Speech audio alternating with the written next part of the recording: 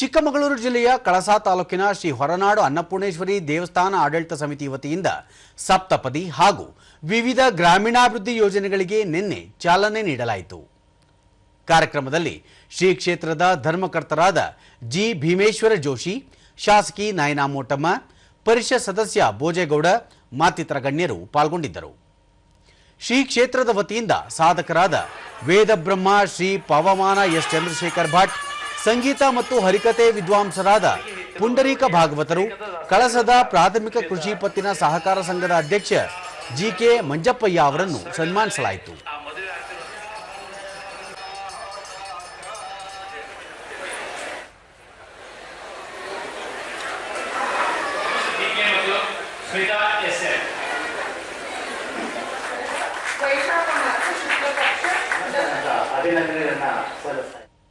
ನಾಯನಾ ಮೋಟಮ್ಮ ಶ್ರೀ ಕ್ಷೇತ್ರದಲ್ಲಿನ ಸಾಮೂಹಿಕ ವಿವಾಹ ಕಾರ್ಯದಲ್ಲಿ ಭಾಗವಹಿಸಿದ್ದು ಸಂತಸ ತಂದಿದೆ. ಮದುವೆಯಲ್ಲಿ ಹೊಂದಾಣಿಕೆ ಮುಖ್ಯವಾಗಿದ್ದು ಹಿಂದಿನ ಕಾಲದ ಮದುವೆಗೂ ಈಗಿನ ಕಾಲದ ಮದುವೆಗೂ ಸಾಕಷ್ಟು ವ್ಯತ್ಯಾಸವಿದೆ.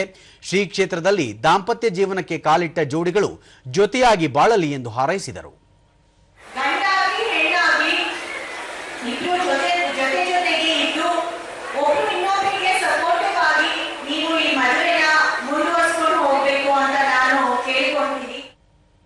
ಎಸ್ಎಲ್ ಬೋಜೇಗೌಡ ಸಾಮಾಜಿಕ ಕ್ಷೇತ್ರಗಳಲ್ಲಿ ಸಾಕಷ್ಟು ಅಭಿವೃದ್ಧಿ ಮಾಡುತ್ತಿರುವ ಶ್ರೀ ಕ್ಷೇತ್ರದ ಕಾರ್ಯ ಶ್ಲಾಘನೀಯ. ಶ್ರೀ ಕ್ಷೇತ್ರದ ಕಾರ್ಯ ಎಲ್ಲಾ ವರ್ಗದ ಜನರಿಗೆ ತಲುಪುತ್ತಿದ್ದು ಮತ್ತಷ್ಟು ಕಾರ್ಯಗಳನ್ನು ಮಾಡಲು ಶ್ರೀ ಭೀಮೇಶ್ವರ ಜೋಶಿ ದಂಪತಿಗೆ ದೇವಿಯ ಆಶೀರ್ವಾದ ಸಿಗಲಿ ಎಂದರು.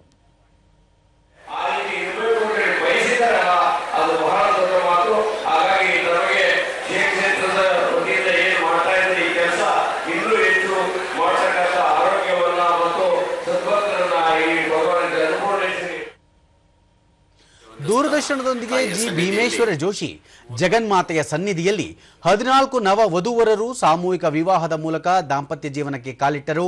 ಗೃಹಲಕ್ಷ್ಮಿ ಯೋಜನೆಯಡಿ 75 ಫಲಾನುಭವಿಗಳಿಗೆ ಹೆಂಚುಗಳನ್ನು ವಿತರಿಸಲಾಯಿತು.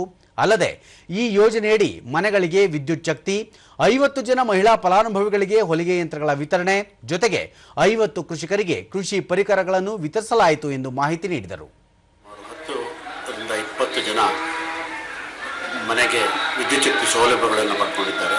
20 ಜನ ಮಹಿಳೆಯರು ಸ್ವಉದ್ಯೋಗದ ಅಂಗವಾಗಿ ಹೊಲಿಗೆ ಯಂತ್ರಗಳನ್ನು ಪಡ್ಕೊಂಡಿದ್ದಾರೆ. 50 ಜನ ಕೃಷಿಕರು ಕೃಷಿ ಉಪಕರಣಗಳನ್ನು ಪಡ್ಕೊಂಡಿದ್ದಾರೆ.